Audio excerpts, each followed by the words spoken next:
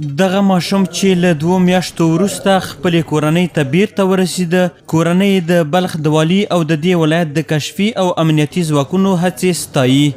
احمدشاه جان یو سم د ثور باندې له مکتب نه راځي، د کور مخې سره اختافشانو د دجنه پورته کړی